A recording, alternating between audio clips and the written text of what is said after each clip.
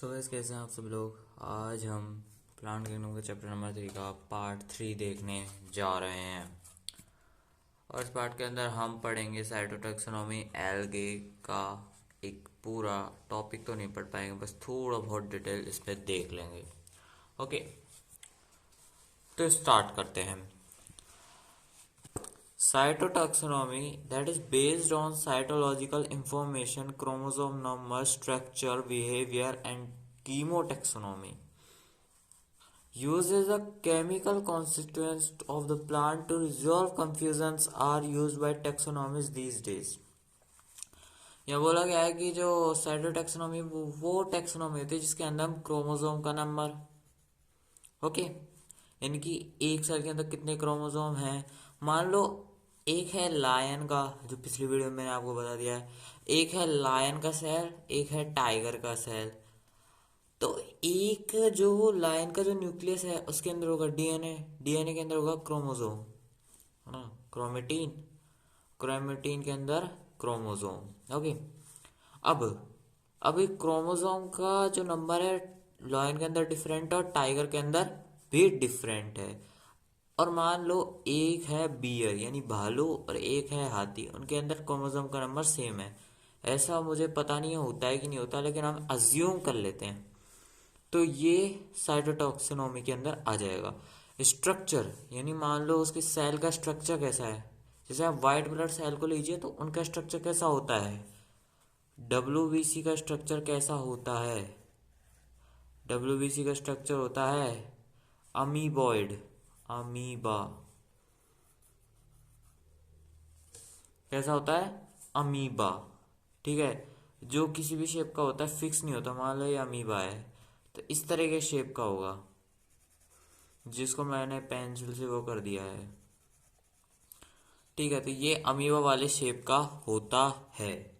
Okay, ये behaviour पर भी डिपेंड करता है कि सेल का बिहेवियर कैसा है। ओके, और कीमोटैक्सोनॉमी के अंदर क्या होता है कि जैसे कि इसमें आप ले लीजिए एल्कलॉइड्स, लिख लीजिएगा। इसके अंदर आता है एल्कलॉइड्स, न्यूक्लिक एसिड, राइबोसोम्स। ये जो भी मतलब केमिकल जितने भी होते हैं राइबोसोम के अंदर क्या होता है, केमिकल होता है जो प्रोटीन बनाता है। ओके, ये जितने भी केमिकल कॉन्स्टिट्यूएंट्स हैं ये प्लांट के कंफ्यूजन्स को क्या करते हैं, रिजॉल्व करते हैं। क्या करते हैं, रिजॉल्व करते हैं। और ये जो चीजें हैं ये आजकल टेक्सोनोमिस्ट के द्वारा यूज की जा रही है। टेक्सोनोमिस्ट कौन होते हैं, टेक्सोनोमिस्ट वो होते हैं जो टेक्सोनोमी के साइंटिस्ट होते हैं। साइंटिस्ट के पीछे हमेशा क्या लगा होता है, ISTS, क्या लगा होता है, ISTS। तो टेक्सोनोमिस्ट के पीछे टेक्सोनो मो ISTS, तो टेक्सोनोमिस्ट। और तो एल्केलॉइड्स, न्यूक्लिक एसिड, राइबोसोम में जो प्रोटीन होता है उसका स्ट्रक्चर। ओके, ये जो भी मतलब केमिकल्स होते हैं, केमिकल का कहने का मतलब है जैसे HCl, H2SO4, जितने भी केमिकल हमारी बॉडी के अंदर प्रेजेंट है उससे हम स्पीसीज को क्लासिफाई कर सकते हैं। अब हम स्टार्ट करने वाले हैं किसको, एल्गे को। किसको, एल्गे को। आपने कभी तालाब के अंदर देखा हो तो वो काई सी जम जाती है, वो भी क्या होती है, ग्रीन एल्गे। ओके, तो हम इसे पढ़ना स्टार्ट करते हैं। ओके ओके, तो algae are chlorophyll bearing simple thalloid and autotrophic and largely aquatic both fresh and marine organisms. Okay guys, तो गाइस यहाँ पर देखो आप, यहाँ पर आपको फर्स्ट डायग्राम जो दिख रहा है जो गोले टाइप का है वो है क्या, अपना वॉल बॉक्स। क्या है, वॉल बॉक्स। और जो वॉल बॉक्स है उसके अंदर आप एक चीज नोटिस करोगे क्या, कि वॉल बॉक्स जो है उसके अंदर ना ही आपको रूट दिख रही है, ना ही आपको क्या दिख रहा है, क्या दिख रहा है, लीफ, और ना ही स्टेम। तो थैलोइड बॉडी से मेरा कहने का मतलब है वह बॉडी जो क्या करे, जो सिंपल स्ट्रक्चर हो जिसके पास, और वो ना ही क्या कंटेन करे, ना ही रूट कंटेन करे, ना ही स्टेम कंटेन करे, और ना ही क्या कंटेन करे, ना ही लीफ कंटेन करे। अगर इन तीनों में से अगर वो एक भी चीज कंटेन करती है तो वो होगी फेक।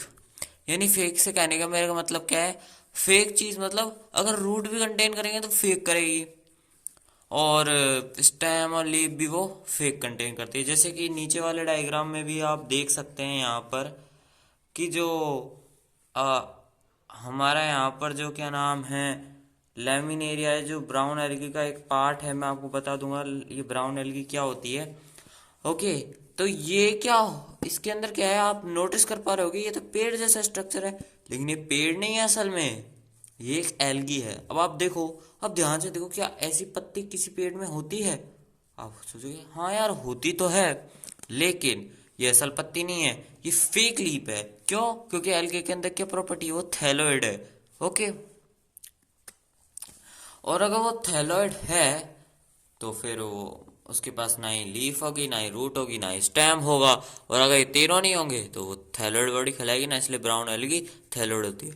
और गाइस आपने, आप कभी मतलब जैसे मतलब थोड़े कच्चे रास्ते पे चलते हो तो वहां पर पानी भरा होता है, और पानी भरने के कारण वहां पर थोड़ा बहुत कीचड़ होता है। अब कीचड़ के अंदर जो काई होती है हरी हरी सी, हमें थोड़ा बहुत दिखता है, उसके अंदर हम जैसे ही एंटर करते हैं तो हम फिसलना स्टार्ट हो जाते हैं, हम थोड़ा सेफली चलना स्टार्ट करते हैं। ऐसा क्यों होता है बताऊं? क्योंकि ये बहुत अजीब बात है, कहने में अजीब लगता है लेकिन सच है। जो हमारा म्यूकस होता है ना, नोज के अंदर जो प्रेजेंट होता है, जो हमारे डस्ट पार्टिकल्स को रोकता है, आप समझ गए होंगे अब, जो म्यूकस होता है उसकी लेयर पर प्रेजेंट होता है। ओके, और इसी कारण से हम उसके ऊपर फिसलना स्टार्ट हो जाते हैं। म्यूकस क्या होता है, एक चिकना चिकना टाइप होता है, अब तो आप समझ ही गए होंगे, जो सभी के जुकाम होने पर होता है। ओके, और इस कारण से क्या होता है कि ये जो होता है ना, हमें फिसलना स्टार्ट करवा देता है, क्योंकि इसके ऊपर ये फ्रिक्शन लेस होता है। क्यों फ्रिक्शन, अगर आपको नहीं पता है तो मैं बता देता हूँ। फ्रिक्शन वो होता है जैसे अगर आप किसी भी चीज़ के ऊपर, मतलब जैसे कि सॉलिड ऑब्जेक्ट है उसके ऊपर, जैसे आपके टेबल ही हो, उसके ऊपर आप एक बार हाथ रखिए, कोई सी भी उंगली रख लीजिए अपने हाथ की, उसे एक जगह रेस्ट में रखिए, है ना, और उसको अपने टेबल पर चिपका लीजिए, जैसे मैंने अभी किया, ये बुक के ऊपर मैंने रख ली। ओके, तो मैं जब इसे है ना थोड़ा सा मतलब अब रोक के रखिए, अब उसको इतना ही दम लगाइए कि आगे ना जाए, तो आप ऐसे लगाइए। अब मेरे को ऐसा लग रहा है, फील हो रहा है कि मुझे आगे से कोई धक्का दे रहा है, जिसकी वजह से मैं आगे नहीं जा पा रहा हूँ।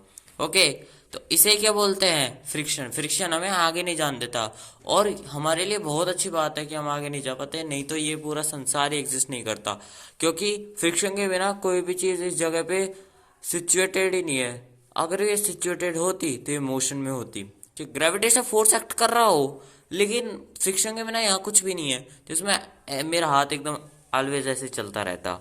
ओके, तो आपको मैंने फ्रिक्शन बता दिया, फ्रिक्शन लेस होती है, इसलिए हम उस पर फिसलना स्टार्ट कर देते हैं, हम मोशन करना स्टार्ट कर देते हैं, इसलिए हम रुक नहीं पाते। ओके, आप समझे आप? तो आपको थायराइड का मतलब समझ आ गया होगा। ओके, तो चलिए अब हम अपनी अगली लाइन को कंटिन्यू करते हैं। ओके, तो ये जो होते हैं ये ऑटोट्रॉफिक होते हैं। क्या होते हैं? ऑटोट्रॉफिक। इसका मतलब क्या है कि ये खुद से खाना बनाते हैं, और लार्जली क्या होते हैं, एक्वेटिक। ये ज्यादातर जो क्या होते हैं, एक्वेटिक होते हैं। कुछ होते हैं जो मतलब एक्सेप्शन होंगे जो जमीन पे रहते हो शायद, ये तो मुझे नहीं पता है, लेकिन लार्जली लिखा है मतलब ज्यादातर इधर ही रहते हैं। ओके, और फ्रेश वाटर में रहते हैं और मरीन वाटर दोनों में रहते हैं। ओके, आपको ये कंफ्यूजन दूर हो गया होगा। दे occur in a variety of other habitats in moist stone and wood and soil। तो ये क्या होते हैं, ये अलग अलग हैबिटाट्स होते हैं जिनमें वेराइटीज पाई जाती हैं, उधर पाए जाते हैं, जैसे कि मॉइस्ट स्टोन, सॉइल्स और wood. Some of them also occur in association with fungi, lichen and animal on sloth bear. Okay guys, तो यहाँ पर गाइज ये बहुत इंपॉर्टेंट लाइन है, ध्यान रखिएगा कि जो एल्गे होता है ना, वो फंजाई के साथ मिलकर एक एसोसिएशन बनाता है जिसे बोलते हैं लाइकन। क्या बोलते हैं? लाइकन। अब लाइकन के साथ साथ यहाँ पर हमें एनिमल भी दिया है, बायोलॉजी क्लासिफिकेशन के अंदर तो हमें माइक्रोराइजा बताया था, लेकिन माइक्रोराइजा का जो होता है उसके अंदर हमारे पास मतलब स्लोथ बियर जो होता है ना, स्लोथ बियर, उसके अंदर क्या होता है कि जो आपका जो बियर होता है ना उसके साथ एल्गी चिपक के उसके साथ ना बहुत सारी चीज़ें बना लेता है। ओके, स्लोथ बियर के साथ ही होता है। अब माइक्रोराइजा में जो हायर प्लांट्स की रूट होती हैं वो जो होती है वो उसके साथ एसोसिएशन कर लेती हैं। Okay, the form and size of algae is highly variable, ranging from colonies forms like volvox and filamentous forms like Eulothrix and Spirogyra. Figure 3.1. A few of the marine forms such as scalps form massive plant bodies. Okay, जो size होता है form होता है algae का वो बहुत ही highly variable होता है, यानी कि बहुत ज़्यादा अलग अलग टाइप की हो सकती हैं। ये कॉलोनीज में भी रहती है, कॉलोनियल का मतलब कॉलोनीज में भी रहती है। कॉलोनीज यानी कि जैसे कि आप बोल सकते हो वॉलवॉक्स। वॉलवॉक्स एक ऐसी एल्गी है जो क्या करते हैं, मतलब जैसे एक वॉलवॉक्स जो एल्गी है वो बहुत सारे एल्गी के साथ जुड़ी हुई होगी, जैसे कि इस पिक्चर में आप देख सकते हो। तो देखो इधर ये एक वॉलवॉक्स आपको दिख रहा होगा, इसमें बहुत सारी एक साथ जुड़ी हुई है जो कि एक फुटबॉल लाइक स्ट्रक्चर दिख रही। तो ये क्या है, वॉलवॉक्स का स्ट्रक्चर जो कॉलोनीज में रहती हैं। अब जैसे कि आप यहाँ पर देख सकते हो सेकंड वाला डायग्राम भी, जो कि है यूलोथ्रिक्स का, किसका, यूलोथ्रिक्स का। और जो ये डायग्राम है इसमें आप देख सकते हो जो ग्रीन ग्रीन पार्ट है ये एल्गी है, और उसके साथ देखिए जैसे कि आप देख सकते हो यहाँ पर कि ये पहला ग्रीन वाला ऐसे ऐसे हो रहा है एकदम सिलेंड्रिकल टाइप का, और दूसरा ये, तीसरा ये, चौथा, पांचवा, छठा, सातवां, ऐसे करते करते बहुत सारी हैं। ओके, ऐसे ही बहुत सारी एल्गी हमें देखने को मिलती है। इसमें से जैसे फिलामेंटस फॉर्म में रहती है आपकी यूलोथ्रिक्स और स्पायरोगाइरा, यानी कि फिलामेंट में टूटी हुई रहती है यूलोथ्रिक्स की, कॉलोनीज में नहीं रहती, सॉरी, ये फिलामेंट्स में रहती है। जैसे कि जिन्हें आपको मैंने अभी एक डंडी वाला डायग्राम दिया था वॉलवॉक्स जो यूलोथ्रिक्स का था, उसके अंदर आप देख सकते हो बटी हुई थी ग्रीन ग्रीन पार्ट शेड में, है ना। और स्पायरोगाइरा भी ऐसा होता है जो कि ग्रीन एल्गी का एग्जाम्पल है। ओके, और उसमें से कुछ मरीन फॉर्म भी होती है जैसे कि कैप्स, जो कि बहुत मैसिव प्लांट बॉडी बनाती है। कैप्स क्या बनाती है, बहुत बड़ी प्लांट बॉडी बनाती है।